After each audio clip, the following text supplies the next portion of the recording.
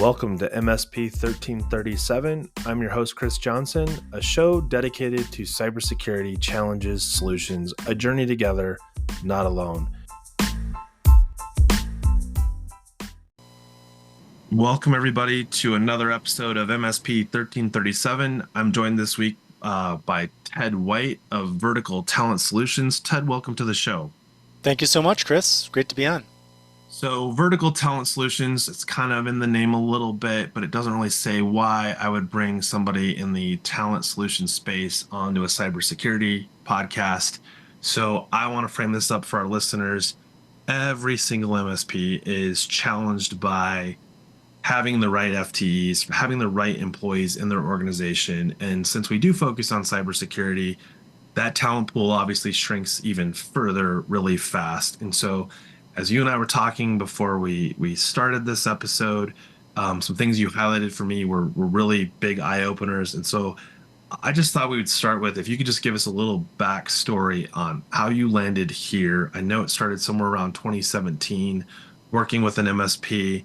Talk to me about that experience and why you shifted the way you did to focusing solely on the MSP space. Absolutely. So I'm located in West Hartford, Connecticut, and spent about 15 years in corporate before I started Vertical Talent Solutions 10 years ago. Our first managed service provider customer here in town, we kind of taught each other the game of recruiting. We went back and forth and basically troubleshooted the scenario, and we had a lot of fun doing it. I really enjoyed working with them, and fast forward like 3-4 years or so, we had 25 hires with the organization. They were able to grow from about 20 to 45, 20 to 60 people or so in general, and were able to merge with a much larger managed service provider. And I didn't really realize what we were doing at the time, but it was a lot of fun helping the company. And I thought, man, I'd like to do that over and over and over again. And so I did. I went out and sought other managed service providers to work with. I let go of some of our enterprise customers because they weren't as much fun. Sure. And we got along really well with most all of the MSPs that we talk with, and especially our customers that we work with. So we're like-minded, and I can get to the common denominator of what is like-minded, and it comes down to being troubleshooters. Yeah, I like that you refer to your staff as troubleshooters. I'm like, about us, and it's like our troubleshooters, and I'm like, oh, do they like have a dev team? Like, is this some sort of like tech support strategy? No, I Yeah. love it. I love it. It's a great way to describe staff in such a way that makes it tell me that out of the gate you're already working to come up with a solution, as opposed to, what do they say? If I come to you with a problem or a complaint, I'm either part of the problem or part of the solution, depending on what I bring along with that. You must have been tapped into my conversations earlier this morning. I I was not, but obviously we seem to be like-minded as well. I think anybody that is an MSP, from what you've shared, would get along splendidly. I know that your recruitment process has about 5 stages to it.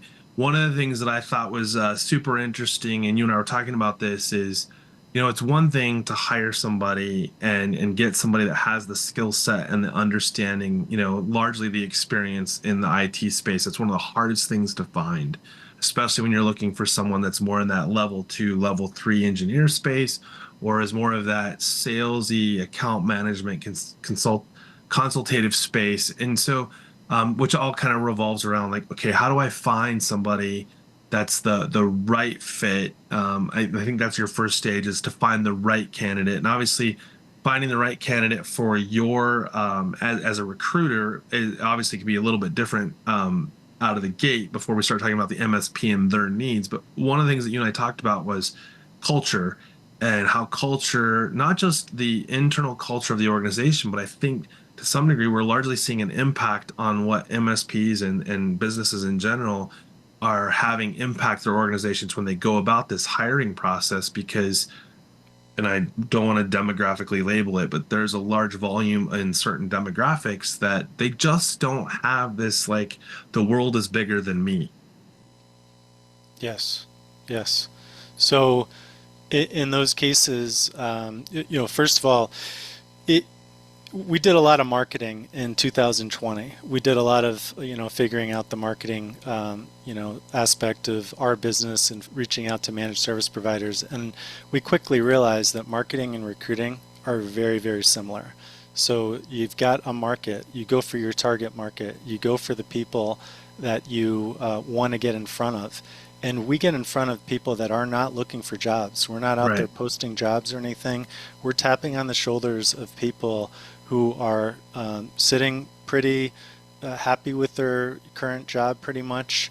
But we're reaching out saying, hey, would you consider another opportunity, and not so many words. And when we prefer those candidates over posting a job and things, because the applicants, they're interviewing with five, six different Yeah. companies and they get a little confused. When we're approaching somebody, it's more like, hey, I was either thinking about one or I'm happy where I am and I haven't interviewed in a while. It has to be really good. Well, there's a reason we're reaching out to them. If they've been a Tech 2 or a Tech 3 for 3 years at their current MSP and they haven't been promoted, that's a signal to us that says, hey, this person wants to talk with us. So when we start talking with them, it's all how they interact with my Yeah. team at the beginning. And you treat one person the same way that you should treat another. There should be kind of no difference. As long as they're polite with my recruiters and they're consistent about being polite and good people, hungry, humble, and smart, and they make it up through the filtering system. Um, we talked with them, and if we enjoy working with them and they're consistent about their expectations, they have the right skills, and of course they're troubleshooters, then we can get an idea, based on some behavioral based interviewing that I've done, if they're going to be a good fit, not only for one customer, it's more of a collective thing. Like, Sure. the majority of MSPs are looking for the same type of people. So there's not a lot of variables to change in that aspect. So job placement and all of that. Your timing for 2020. I mean, we're talking about the pandemic has landed. So like when you called somebody, there was a good chance they were answering the phone because they were at the phone. True. What was that like? Because I feel like we changed the entire world overnight when it comes to going to work or having a commute that was largely tied to getting in my car, fighting traffic, listening to podcasts like this one, to get to destination, and then work for somewhere between 6 and 8 hours, and then turn around and do the same thing all over again. uh During that process, what happened? What changed? Was it like an instant, like, oh my goodness, it's a gold mine now from a candidate potential, because you no longer are saying, well, I really only want people that are in a 15-mile radius of Hartford, or fill in the blank, right? Like, what was that like? It was interesting. There was a little bit of course of a pause in the world for Sure. a period of time, but we March did 10th, 2020. That's right. That's right. We did target people that and talk with a lot of candidates whose employers wanted them to be in the office at that time. They weren't too happy about it because they were hearing Sure. about their friends having some flexibility. And luckily for us, we had customers that were okay with remote situations, hybrid situations, and they were hiring people just based on doing video interviews, which, as you Sure. said, was a first. Right. So that was pretty much the game involved there, being comfortable with interviewing and making decisions, even not having met somebody in person. That was new back then. Right. That really, really cool.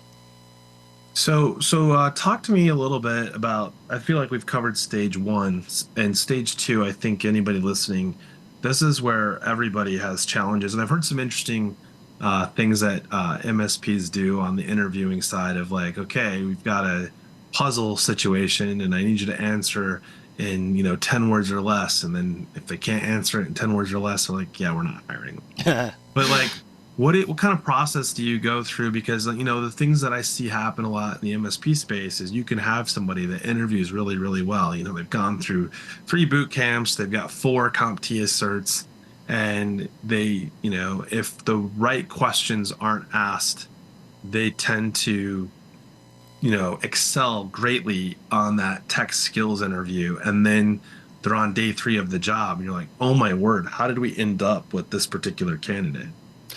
That's a really great question, and if I can give and provide takeaways on this podcast, that's what I intend to do. The main thing, Chris, that we did initially, we were talking to a lot of candidates out of the industry, in the industry, and it would take about 15, 20 or so, let's just say, candidates to get a hire back in those days. But what we found is if we had one or two of those candidates were from MSPs, those are the one or two that we end up placing. So I realized efficiently that we needed to switch our target, again back to the target marketing on the right people, and the right people are the industry MSP candidates, especially the ones that have been with the managed service provider for at least 3 years, because that eliminates the job hoppers. That eliminates somebody who might join your MSP and then bail within 6 to 12 months or so. Sure. They're in it. But the major play here was talking to candidates, as you referred, solve this puzzle. Those companies are trying to figure out if the candidates have the ability, what level they are with critical thinking. Hmm. Well, if you've got a couple of variables kind of checked off, they're not a job hopper, they're in the managed service industry, they know how to handle 20 to 30 plus customers at a given time, they're pretty cool, they have a good customer interaction ability. Well, let's dive in a little bit and figure out if if they have the chops. So what we do as troubleshooters ourselves is try to identify what level of troubleshooter they are. And what I mean by that is, you talk about hobbies and what you do in your spare time, but literally I can narrow it down to these few things.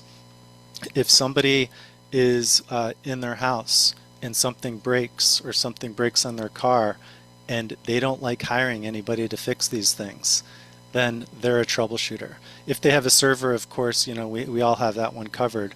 But if they're a former athlete, if they're an artist, if they taught themselves how to play a guitar, and if they do those fixing things, that's all repetition, and it's all trial and error, and it's all practice and making things better and better and better.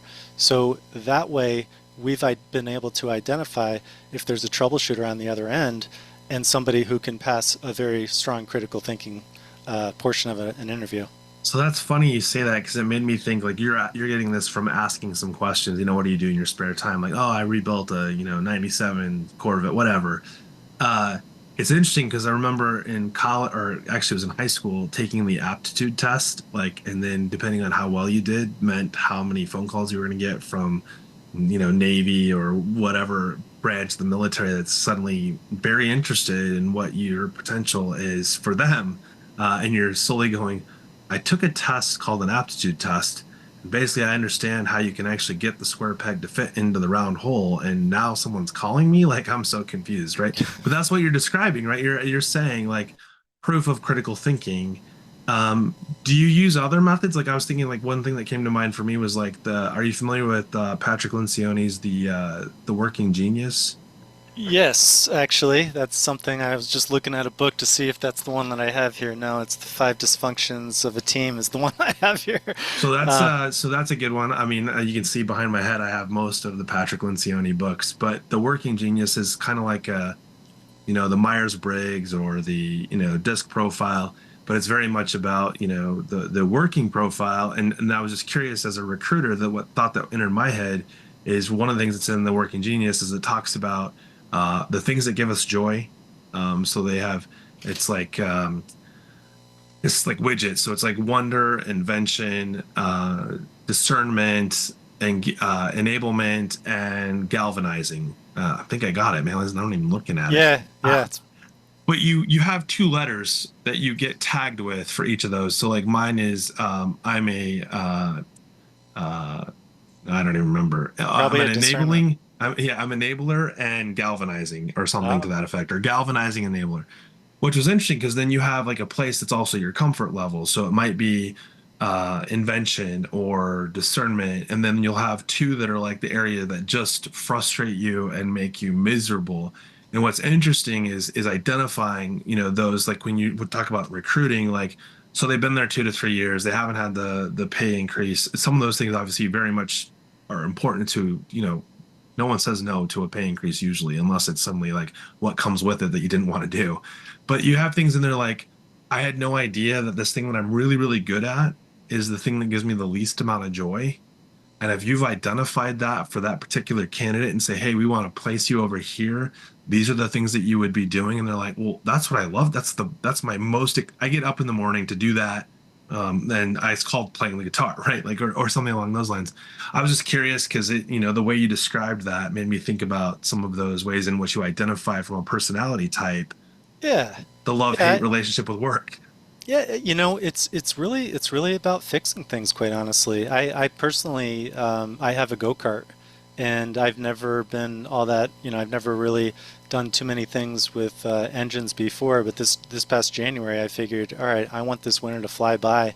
I'm going to learn how to take this engine off, take it apart, rip out the governor, and just tinker. And I did that, and it brought me a lot of joy. Like I'd come into, I hit a roadblock, hit a bit of a challenge, think about it, do some research, look on YouTube, watch some videos, and finally you get it going, and it just brings you joy, brings you pleasure, and it's really what I just described was a lot of what troubleshooters do as system administrators, as tech twos, tech threes, engineers.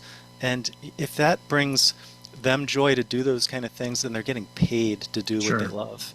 And But those are the candidates that we but like. the YouTube video thing, that makes me pause a little bit because I've done a couple, DIY projects with cars, and I'm like, oh, I watched the 7 minute video, and then it took me 3.5 hours to do what Oh, they did in 7 minutes. And you're like, they should not be allowed to do that without some sort of disclaimer that says, this is the thousandth time that I've done this, and this is your first time doing this. yeah. You will take longer than 7 minutes. Oh, yeah. Yeah. I usually say it takes me at least 10 to 20 times longer than a professional or some type of video would do. You're right. The repetition and the amount of times they've done those things is just unfair. Do you think that sometimes, though, applying this back to the job spot, that you also have to take into consideration, like, okay, at what point do they recognize that this is taking too long, or that this is no longer a realistic task for them to complete, that it needs to be bring somebody else in or let someone else know that you need help? Yeah, good point. I think there are some people that who kind of get lost in time when they're Right. focused on something and don't realize how long they're taking. Whereas, I have one of my employees sets a timer and he does something for about 30 minutes or so and says, nothing's going to interrupt me for that. There you go. See? Like one of these. Yeah. Yeah. There's a tomato theory or tomato Yeah. thing. I don't know. Pomodoro. Pomodoro, yeah, yeah, and which I absolutely love. I think that you can give yourself a certain period of time, like painting a Creating an ceiling. internal SLA. There you go. Doing a proposal, creating a contract, or painting a ceiling. And you Sure. say to yourself, man, if I don't give myself a time limit on the ceiling, I'm going to spend all day. So guess what? And you go totally unrealistic. I'm going to say, Sure. I'm going to give myself 30 minutes. Yeah. With what would take me all day if I don't do this, I'm going to give myself 30 minutes. And wouldn't you know it, in 30 minutes, you're going to be done. You might have some paint to clean up a little bit, Sure. but those are the types of people, the people who you can tell kind of get lost and they're, I don't think that they would make it in a managed service provider anyways, which is why we target candidates working for managed service providers. Yeah, I think there's exceptions. I always look at when I was in the space, it was one of those things where you look at what is their potential or willingness to be coached. Like you can just see that they have a drive. They have this innate, like to what you described of like, I'm going to fix the go kart, take the governor out. I'm going to go 55, not 25. But there's also that idea that, if you're self-taught, you don't necessarily know that that was 2 hours too long, or you don't have the perspective. Like I think that in what I learned from then to now on my MSP and other MSPs later is that to us in our little bubble, we were doing a great job at being an MSP. Even in our peer group, like we saw areas for improvement, but it wasn't like I had to fix the whole company. But then I left after selling the MSP and going to two more, and I realized a lot of things that we had been doing very, very poorly. And It wasn't until I got outside of my own sort of shell that I saw that and had somebody come in and said, I want to coach you where you are as a level two engineer. I would have probably been open to it because I wouldn't have known, like, I wouldn't have had any reason not to be open to it. Like, it wasn't like they're coming in and saying, you're bad at what you do, let me coach you. It would have, because that's not what coaches do, right? So I just wonder, like, sometimes, like, do you have candidates that you might not even give a second thought because they're too much in the weeds of like, well, I don't care how many times the timer goes off. That's just letting me reinforces that I will figure this out no matter how long it takes. Yeah, so we don't really move forward with all candidates, and Sure, there's a lot of things that can be involved in that process. Um, can we identify if somebody's going to be like that? I think we can figure that out with a lot of other things, like are they going to be on time when we agreed to sure, talk with them? Are they, what is, how timely are they? If you're talking about time, sure. are they going to be 5 minutes late every single time we want to do like a touch point or something like that? Because then, if they're not be able to track time or be on time, well, guess what? They're Yeah, probably not going to be good with time when they're billable sure. or Which I even guess that working on gets into a non-billable whole stuff. nother, whole other, yeah. Showing up late once, having a really good excuse once or twice, not a big deal. But if you have a great excuse every time we're supposed to meet, then we have some serious potential. It's not going to work out. Then it's the speech about the difference between reasons and excuses. Sure. Yeah. So, And the fact that we're having to discuss the differences between the two should already be clear how this is going to go. yeah, yeah. Sometimes it's like, hey, they didn't show up again. Thank you very much. It really. Yeah. I would never want to. You talked about like account managers and salespeople.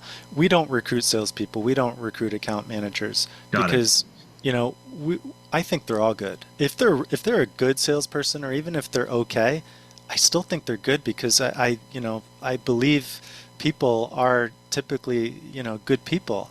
Sure. So if they're telling me something, yeah, maybe I'm kind of gullible in a Yeah. way when it comes down to it. But salespeople, the really good ones, they're all going to be good in my mind. And It's it, like it's giving him a mechanic a Swiss Army knife to fix a car. Can he do it? Probably. Is it the right tools that he would normally or she normally use? Probably not. And I think that's one of the things you see challenging with account managers and salespeople is, are they being given a Swiss Army knife to try and pull off selling something, or are they actually being given the appropriate tools to be successful? And if you see them be successful with the Swiss Army knife, you're like, that one, that's the one I want. Yeah, it's sometimes it's the real strategic ones who know how to answer questions really, really well, Sure. and they get plugged into a tactical position where they're not set up to succeed because they're strategic. So they look like they've failed, but they just haven't been put in the right role at the right time in their career. Yeah. So I want to cover a couple other categories that I think you guys focus on. I don't think we need to spend a ton of time on this one, but I wanted to bring it up anyways. The salary discussion. Obviously, this is on two sides of a coin. You've got the discussion with the MSP. You're helping to recruit. What's your budget look like? Setting realistic expectations. What does that look like when you start going after? Does that make it harder? Like, so if I'm the MSP and I'm like, hey, our budget is, we're looking for a level two, our budget's no higher than 85K, you're immediately like, we can work with that. But if they're like, our budget is 55K and we want a level two, level three, does that create pause for you with the MSP, or is it like you now you're looking at like what's the demographic area that we're looking for candidates for this job that we know probably are going to get plugged in remotely anyways? Yeah, cost of living is definitely taken under consideration in that case, but you kind of have to take what the MSP says at face value. They also, the partners that we work with tend to want to know what my take is on that. And we have all the data in the world to kind Sure. of support, the salaries that have been accepted at different levels at various positions all over the country and different. So what I So you like can is level set my expectations of not understanding because I don't do this every day. true, true. And the ones who come in a little bit lower are used to hiring, hiring applicants who might not be from the industry. So, yeah, You they got to are train going them to be a up. little bit lower. But guess what? an extra 5, 10 on the salary to get somebody who doesn't require as much handholding, who gets up to speed quicker, who you Yeah, know is going to be able to handle the volume of the tickets and the customers and all that. I There's like it. absolute value in there. And I have plenty of testimonials of customers even this year saying, Ted, we hired this guy. It's a night and day difference. The next time we need to hire, coming back to you. He's already paid his fee and it's like 6 weeks later. S- Um, So now you're interviewing. We've got the candidate. yeah, What does that look salary. like? What's that? Salary. We're stuck on salary. Yeah. Right, right. So like, let's say we figured out we've got salary figured out. Now it's Yeah. like determining, okay, I've got this candidate or these three candidates. They want one. What does your average interview process look like? Are you trying to like, hey, maybe fingers crossed, the first candidate I give them, they're like, yep, we want this one, or do you generally try to get two or three in front of them so it's not like a, uh, did I get the right candidate? And if so, then obviously that's why I hired you, right? You found the right candidate for me. If it's a match, we're done. Because who wants to keep interviewing? In a highly populated area, like let's say Chicago or New York City, it might take a little bit higher number of candidates than an area that's not as populated, like the College Station, Texas, or so, where there's Okay, absolutely no MSPs, or Eureka, California, where there's two MSPs, sure. right? So in those cases, it might take only one. I'm a kind of a statistical recruiting nerd, so on the average, 1 in every 5 candidates that we send to a client gets an offer and gets hired. So I Yeah, know that somewhere statistically, that's all going to have to balance out at some point. There's going to be some customers who hire, who have a larger number, or some that have a smaller number. There was one situation where we had a rec open. We submitted a candidate who we already had in our pipeline. The candidate was scheduled to interview. They finished their entire interview process that afternoon.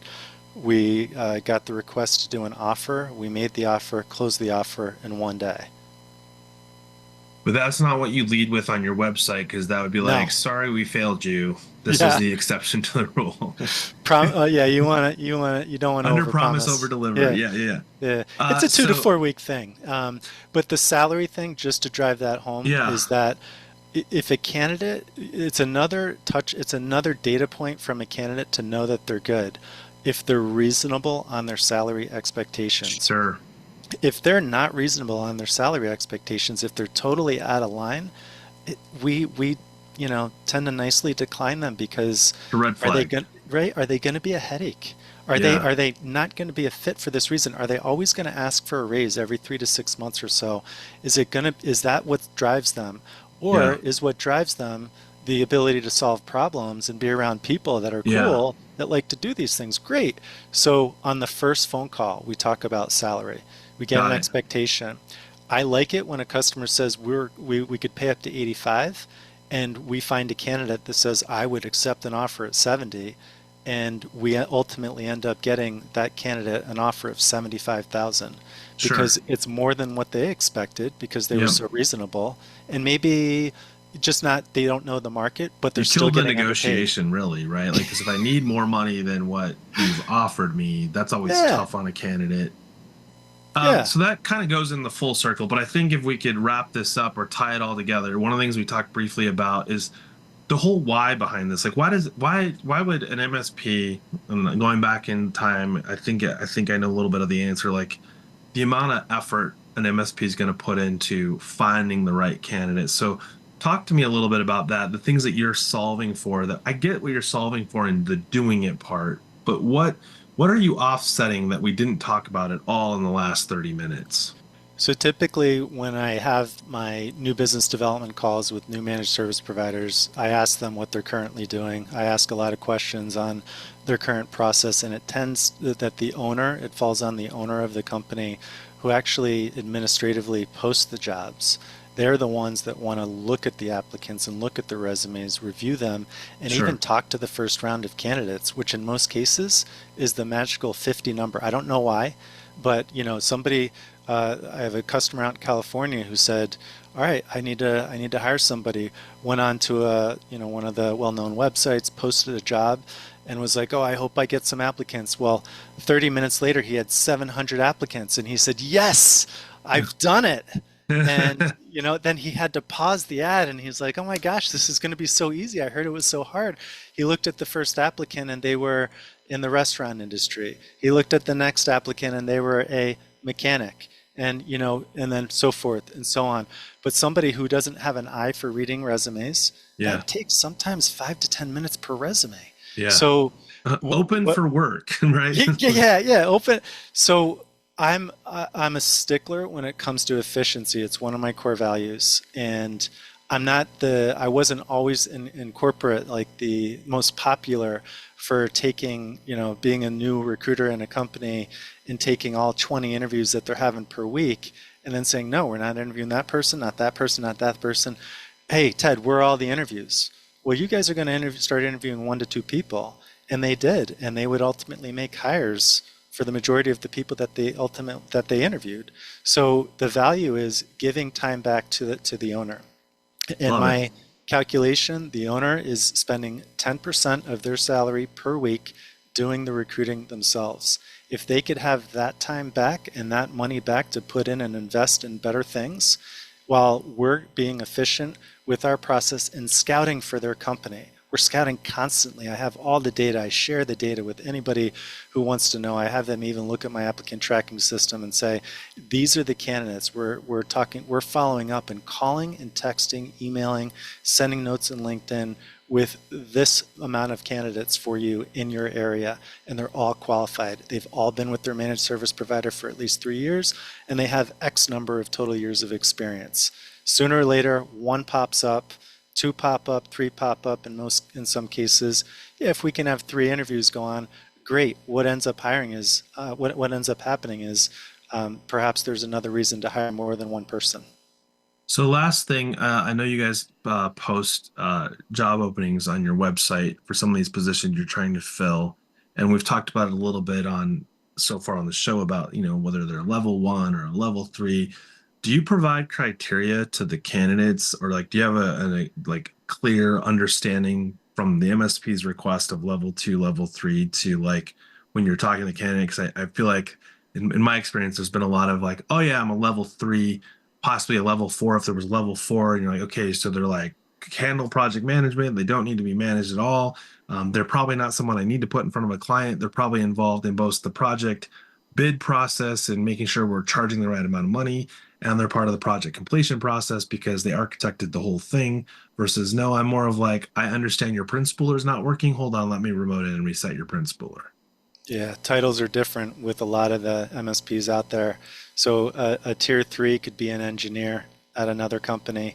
So what we do is by figuring that out, it's called calibration. When we talk with the new customer or the repeat customer, we'll kind of calibrate. And if it's a repeat customer, we'll kind of know where they are with their titles and what they're talking about. But we can calibrate by asking them, about firewalls, routers, switches, Sure. servers, cloud, and what level that person might need to know if they need to have some familiarity with it, or if they have actually had to do it thousands of times. Then you're talking Sort the of a difference sort of between a a tech and an skills engineer. I don't want to say Matrix? certification. Yeah. They've been initiated on these types of services. That's a good Yeah, starting point. yeah, and one more point would be salary. If all of a sudden they're saying that they need somebody to configure on the command line, and then they say 80,000, it's like, well, are you in Florida? Because that might make sense. But somebody who's on the command line, configuring firewalls, routers, switches, servers, and all up the line, that's going to be a lot more. So then we have a different conversation about what's in our data. Yeah. Is this a Cisco type, CCNA, or is this a no, no, no, I just know how to use command line to get into my, Sonic wall. Yeah, yeah, or yeah, oh no, I've done that a billion times. Oh, you did? Well, actually, I was on a team that did it. Actually, the engineer in the team did. Oh, I thought you were the engineer. Well, that's what they called me. Well, I'm still here. I've been here 10 years, right? Yeah, yeah. Oh, that was great. I think that pretty much sums it up. Is there any last sort of pieces of advice? I know we didn't really dive into like cybersecurity, but the reality is cybersecurity is either a job role or part of a job role. It's probably not when I'm hiring an engineer, I'm like, are they cybersecurity certified? That's probably not the approach I take. So if they have understanding of the importance of cybersecurity and some of those other things, awesome. So I guess my question is, where can people find you? And if there's anything that we missed, to go ahead and please share that with the audience. Oh, absolutely. Well, let's start with that. And as far as the cybersecurity piece, um, the managed service providers who I talk to, I usually ask about their marketing strategies. And if they have a strong marketing strategy, then they're going to have a strong need to hire. If they're getting referrals, typically they're not going to need to hire all the time. If they don't, if they're not out there doing Yeah, marketing.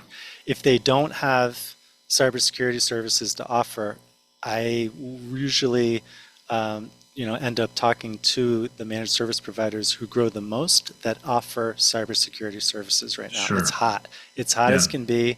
If you're an MSP out there and you're looking for a gateway to more customers, offer cybersecurity services for sure right now. yeah. It is the key, in my opinion.